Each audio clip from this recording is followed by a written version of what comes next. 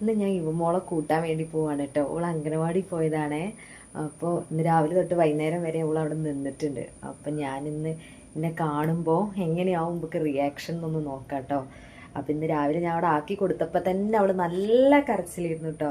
അമ്മാന്ന് പറഞ്ഞിട്ട് ഞാൻ കാണാതെ ഓടി പോകുന്നതാണേ. അപ്പോൾ ഇനിയിപ്പോൾ വൈകുന്നേരം വരുമ്പോൾ എങ്ങനെയാവും നോക്കേ.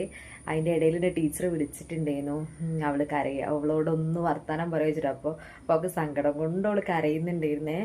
അപ്പം പോയി നോക്കാം അവളെ കൂട്ടാൻ എന്താണ് അവളെ റിയാക്ഷൻ. എനിക്ക് എടുക്കാൻ പറ്റുമെന്നൊന്നും എനിക്കറിയില്ല, നോക്കാം. അപ്പം ഞാൻ അതവിടെ അംഗനവാടി എത്തിയിട്ടോ.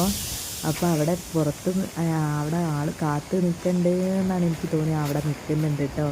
ഇങ്ങോട്ട് തന്നെ നോക്കിയാണ് നിൽക്കുന്നത്. എന്താ റിയാക്ഷൻ നമുക്ക് നോക്കാം. അതിന് കരയുടെ അമ്മേനെ കാണുമ്പോ